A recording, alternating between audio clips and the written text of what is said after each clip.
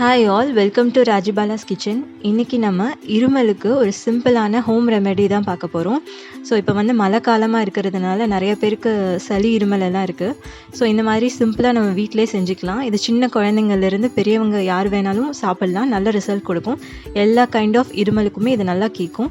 So இதை எப்படி செய்கிறதுன்னு பார்க்கலாம் வாங்க. ஸ்பூன் மிளகு, ஒரு ஸ்பூன் நெய், ஒரு ஸ்பூன் தேன் எடுத்திருக்கேன். ஸோ நெய்யில் மிளகை நல்லா வறுத்து எடுத்துக்கலாம். இப்போ ஒரு பேனில் அந்த ஒரு ஸ்பூன் நெய் விட்டுக்கலாம். நெய் வந்து லைட்டாக ஹீட் ஆனதுக்கப்புறமா மிளகை ஆட் பண்ணணும். மிளகு வந்து சிம்மிலே வச்சு நல்லா வறுக்கணும். வெடிக்கும், அந்த அளவு வரைக்கும் நம்ம நல்லா வறுக்கணும். நீங்கள் ஹையில் வச்சிட்டிங்கன்னா தீஞ்சிரும், ஆனால் அந்தளவுக்கு வறுபடாது. சிம்மில் வச்சு வெடிக்கிற அளவுக்கு நம்ம நல்லா வறுத்து எடுத்துக்கலாம்.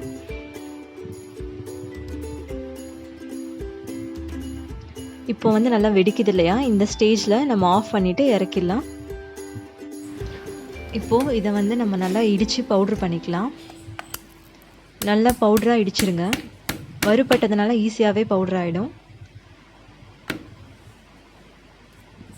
ஸோ இந்த அளவுக்கு நல்லா வந்து நம்ம பவுட்ரு பண்ணி இதை வந்து தேனில் மிக்ஸ் பண்ணி வச்சுக்கலாம்.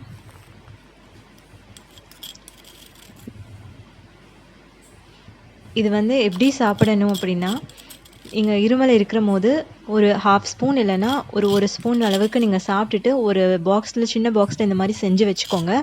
அப்பப்போ நீங்கள் இந்த மாதிரி எடுத்துகிட்டே இருந்தீங்கன்னா அந்த இருமல் வந்து ஒரு 1 or 2 டேஸில் அப்படியே கண்ட்ரோல் ஆகிடும். இப்போ குழந்தைங்களுக்கு வந்து கொடுக்கணும் அப்படின்னா நீங்கள் காரமாக இருந்துச்சுன்னா எக்ஸ்ட்ராவாக கொஞ்சம் ஹனி நீங்கள் ஆட் பண்ணிக்கலாம்.